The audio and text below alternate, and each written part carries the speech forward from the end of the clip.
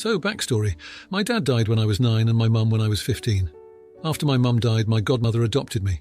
She calls herself and her husband my mum and dad. I call them mum and dad to strangers who don't know the story, but to them and friends I call them by their name. They will be called Linda and Bob for this story. We generally get along and don't typically have issues. Now for the story. My husband, male 26, and I, female 25, had our first child 5 months ago. We are pretty lax first-time parents in my opinion. We've let people hold her as long as they've washed their hands since she was born. We have drawn a hard line that no one's mouth gets near her, like I don't even want your breath hitting her.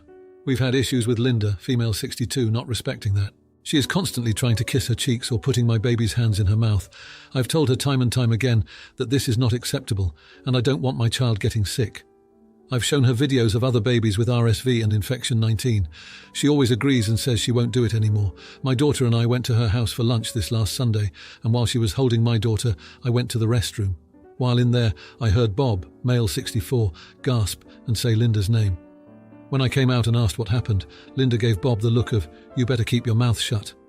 Bob immediately tells me that Linda kissed my daughter on the mouth. I snatched my baby back and started loading her in the car seat to leave. Linda starts trying to get me to stay, saying we haven't even eaten, etc. I refuse to stay and tell her she won't be holding my daughter for a long time. She then says, "It's just a kiss from Grammy. It's not going to hurt anything." I start yelling, "It's not a Grammy kiss, it's a stranger's kiss. You are not related to her, you share nothing biologically with her," and stormed out of the house. My husband says I'm not wrong, but I could have been nicer about it. I called Bob, and he says Linda deserved it and it was the only way she'd stop. All my friends, though, say I was being too mean and should have left without pointing out she's not really related. A second edit with an update for those who may care. I called Bob yesterday to make sure it was okay that I came over to talk to Linda. He said she was fine with it and ready to talk. I left the baby at home with my husband. When I came into the house, she asked where the baby was and rolled her eyes when I told her she's at home. I apologized for what I said and explained it was said out of anger and frustration. She bypassed my apology and asked, "Can the baby come to see my side of the family this weekend?" I was kind of stunned that we were going to bypass the huge blow-up. I told her we had plans this weekend, but next weekend would probably work. Her family lives about 3 hours away in a different state. She then requested that she just take the baby for the weekend, and my husband and I can do what we planned. That way she can properly bond with the baby without me hovering. I calmly told her no. She's still not allowed to hold the baby, so I will not be leaving the baby alone with her. She replied, "Then I don't accept your apology. I won't accept it until I'm treated like her grandma." I explained to her that my husband's mom does not get to kiss the baby, and that if my mother were here, it'd be the same. I told her I am not singling her out for this rule. She shrugged her shoulders and said she won't be happy until she gets some alone time to bond with the baby. So I told her she just won't be happy. I got up, hugged Bob goodbye, and left. I heard the yelling start as I was walking to the driveway, so I'm sure they had a nasty fight. Edit. Okay, I am the jerk. I will go and apologize to her tomorrow after work. As many of you have pointed out, there is more to our relationship than what is shown here. There was never any abuse, but I was the walking trophy of her being a good person and adopting an orphan child. I had to look a certain way, act a certain way, and maintain a certain body to make sure I looked saved. I always did what was asked, no questions, because I owed her. After I moved out, we had lunch once a month until I became pregnant. She has been highly involved since then. Bob is a saint and I'd die for him. We've had breakfast every Sunday morning since I've moved out. I have never viewed Linda as mum, but I do view Bob as a dad. Now for a few comments before the update. Comment 1. You're the idiot because what you said didn't even have a purpose. There was no way in hell you were going to let your biological mother kiss your kid, so why point out the lack of a biological link? Comment 2. You are not related to her, you share nothing biologically with her, because that somehow makes a difference to the spread of viruses. Everyone sucks here except Bob and baby. Now for the update. Hey everyone, just wanted to give you all an update on the situation with Linda and Bob after the whole kissing incident with my baby. I know a lot of you were invested in the story, and I appreciate the advice and comments from my last post. So, after the last blow-up, things were pretty tense. I did go back to apologise to Linda, as I mentioned I would. It was a tough conversation, and honestly, it didn't go as smoothly as I had hoped. Linda was still pretty fixated on having alone time with the baby, and I stood my ground on not allowing that until she respected our boundaries. It was a stalemate, and I left feeling like we were at an impasse. Bob, bless his heart, was caught in the middle of all this. He's always been my rock, and I could tell the tension was wearing on him.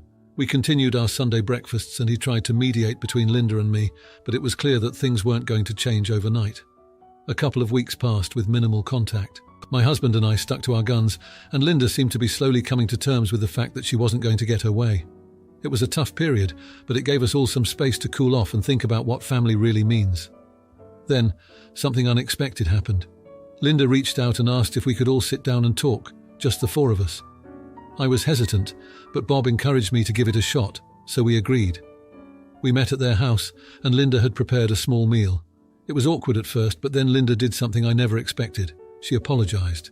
She admitted that she had been overstepping and that her desire to bond with the baby had clouded her judgment. She said she understood why we had set the rules we had and that she would respect them from now on. I was floored. It was a complete 180 from where we had been just a few weeks prior. We talked a lot that evening about boundaries, about family, and about how we all needed to work together for the sake of the baby. It was emotional, and there were tears, but it felt like a breakthrough. Linda even suggested that instead of her taking the baby alone, we could all visit her side of the family together. It was a compromise I was happy to make.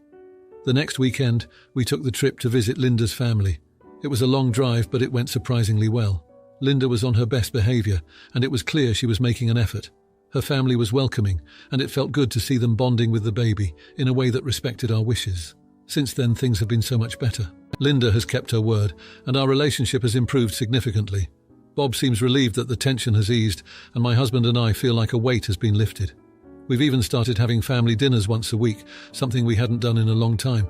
Looking back, I realized that family isn't just about blood relations. It's about the love and respect we have for each other. It took a lot of patience and some tough conversations, but I'm glad we were able to work through our issues. Linda has become more than just the woman who adopted me. She's become a true grandmother to my child, and I'm grateful for that. In the end, it's been a journey, but I'm happy to say that we've come out of it stronger as a family. Thanks again to everyone who offered support and advice. It really made a difference during a challenging time. Now for the comments. Comment 1. Hey, it's great you stood your ground on boundaries. Maybe consider family counselling. It could help Linda understand where you're coming from and improve communication. Plus, it's a neutral space to work things out. Comment 2. Had a similar issue with my in-laws. It took a lot of talks, but we finally got on the same page. It's tough, but hang in there. Sounds like you're making progress with Linda. Now for the next story. I was lactose intolerant since I was 11. We visited my grandma frequently, and she cooked us a meal every time, and we explained the intolerance to her clearly. But she still never cooked anything for me. I ate rice by itself or similar meals. She doesn't have memory issues, so she just didn't want to make extra work for herself by making a different dish or altering the one she already planned for us. I didn't say anything because I hate conflicts, and I didn't mind going home hungry if I got to spend time with my family. Every time before we left, my mother told my grandma in a calm way that what she did was disrespectful and made me sad. Later, my aunt, her son and husband moved in with my grandmother. She worked for the dairy industry and had friends whose children have food allergies, so she is quite educated on lactose intolerance. When they moved in, her and my grandma did the cooking 50-50, but nothing changed for me. They still didn't make anything for me. One day, when this had gone on for several years, my mother had enough, called my grandmother, threatening her that she would never see me again if she didn't prepare me at least one dish the next time we visit. I didn't know of this phone call and thought they realized they should care about me enough to cook me something I could eat. After this point, I always had something to eat. In 2020, I went vegan, telling them ahead of time. My aunt's family moved to a different, but when we visit, they still make the meal 50-50. Making vegan foods doesn't cost them more because they don't buy me special vegan substitutes. They just make the same meal without animal products. I don't expect them to. Just saying that my diet doesn't affect their finances. One Christmas, my grandma comes to our house, and the other she goes to theirs. And on the 25th, the other side of the family visits the house Grandma stayed at, and we prepare a tasty holiday feast. Last time when it was our turn to celebrate with Grandma, my mother, not vegan, decided to make a plant-based feast for the family. Everyone said that it was good. Now I know how to cook and I see how much my mother works during the holidays, so I decided to do it all, so she could relax. I can't cook meat and don't want to. When my aunt heard that there won't be any meat on the table at the family gathering, she got angry at me and said that I am selfish because I'm the only vegan in the family. I asked her children and Grandma if they had problems with a vegan meal. They don't. She says that satisfying guests is her priority and doesn't get why she can't get the same attention back. I feel like it's rude to criticize my Christmas menu almost 20 days before Christmas and also complain about the food when I still have no idea what I'll make. Her oldest son keeps sending me vegan recipes, excited about a vegan Christmas. I don't like seeing people eating dead animals, so it would be a Christmas gift for me. Am I the idiot for not changing my mind? Now for a few comments before the update. Comment 1. So let me see, you got sad because they didn't make any recipe for you when you were young, but that did change. Not the right way, but it did change. And when you turned vegan, you don't want to make any dish for them because you don't want to see people eating dead animals. No, not buying that hypocritical BS. You're the idiot. Comment 2. Not the idiot. As a cook, you can make what you want, and as the host, if the majority are on board, you're fine. If your aunt really wants to eat meat, she should prepare her own dish. Now, for the update, thanks to everyone who read my last post. It's been a month since I shared my story and a lot has happened since then. After my aunt blew up about the vegan Christmas menu, things got pretty tense. I was determined to stick to my guns, but I also didn't want to ruin the holiday spirit. So, I spent hours researching and testing recipes to make sure I could whip up a feast that would impress even the most skeptical meat-eaters in my family. The days leading up to Christmas were a bit of a blur. My mum was surprisingly supportive of my decision to take over the cooking. She even helped me shop for ingredients and prep some of the dishes. It was nice to see her relax for once, and we bonded over peeling potatoes and chopping veggies. My grandma was curious about the whole vegan thing. She asked a lot of questions, which I was more than happy to answer. It felt good to share something I'm passionate about with her, and she seemed genuinely interested. As for my aunt, well, she didn't say much after her initial outburst. Her son, my cousin, kept sending me those vegan recipes, which was a huge help. He was really excited about the menu, and his enthusiasm was contagious. It was nice to have someone in my corner. Finally, Christmas Day arrived. I was a bundle of nerves, but I had a game plan and was ready to execute it. The house smelled amazing as I cooked dish after dish. My mum set the table, and my grandma helped with the last-minute touches. When my aunt and her family arrived, there was an awkward moment where we all just kind of looked at each other. But then my cousin broke the ice by raving about the vegan lasagna he'd helped me pick out. That seemed to thaw the tension a bit. Dinner was, well, it was something. Everyone was polite as they filled their plates. I held my breath as they took their first bites. And then something amazing happened. My grandma's eyes lit up. She said she couldn't believe there was no meat in the lasagna because it was so flavorful. My mum nodded in agreement, and even my aunt had to admit that it was good. The rest of the meal went off without a hitch. The conversation flowed and there was a lot of laughter. My cousin was right. The vegan Christmas was a hit. And the best part, there were no complaints about the lack of meat. After dinner, we all pitched in to clean up. My aunt pulled me aside and apologized for her reaction to the vegan menu. She said she was just stressed about the holidays and took it out on me. I told her I understood and that I was just glad everyone enjoyed the meal. As we sat around the living room, full and happy, I realized that this was what Christmas was all about. It wasn't about the food on the table, but the people around it. And for the first time in a long time, I felt like I was truly part of the family. So, am I the jerk for not changing my mind about the vegan Christmas? I don't think so. In fact, I think it brought us all a little closer together. And who knows, maybe next year my aunt will be the one sending me vegan recipes. Now, for the comments. Comment 1.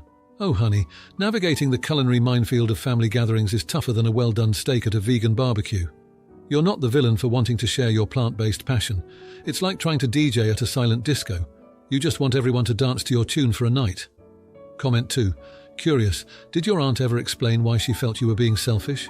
It's great that you're sticking to your guns and your greens, but maybe next time, a little side chat with auntie might smooth things over. Keep cooking with love and they'll taste the care in every bite. If you liked this video, you'll probably like these too.